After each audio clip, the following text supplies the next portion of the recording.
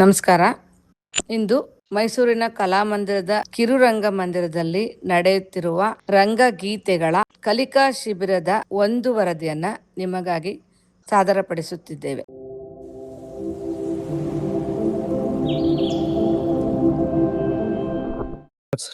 ಎಲ್ರಿಗೂ ನಮಸ್ಕಾರ.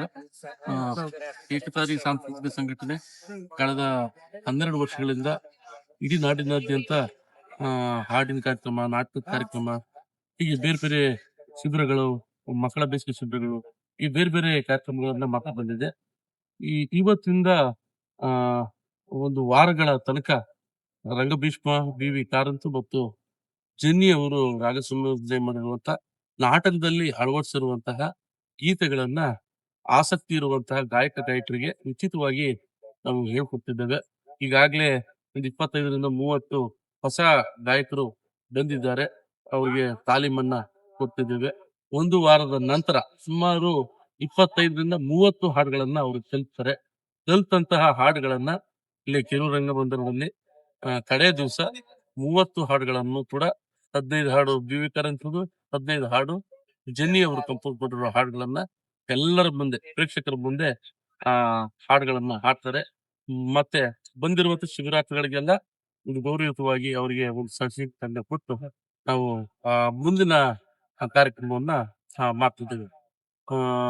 ಹೀಗೆ ಪ್ರತಿ ವರ್ಷನೂ ಕೂಡ ಹೀಗೆ ಬೇರೆ ಬೇರೆ ಕಾರ್ಯಕ್ರಮಗಳನ್ನ ಮಾಡ್ತಾ ಹೋಗ್ತಿರ್ತೀವಿ.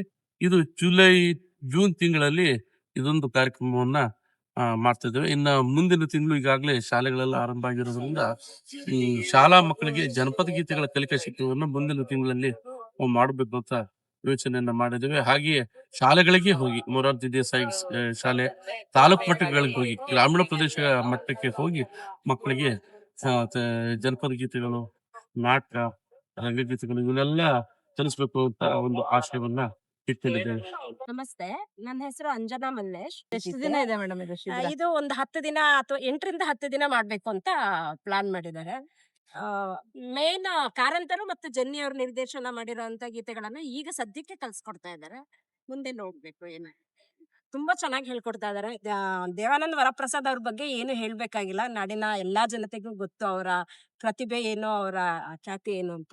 ಅವರ ವಿದ್ಯಾರ್ಥಿನಿ ಆಗಿ ನಾನಿವಾಗ ಅವ್ರ ಜೊತೆ ಇರೋದು ನನ್ಗೆ ಖುಷಿನ ಕೊಡ್ತಾ ಇದೆ.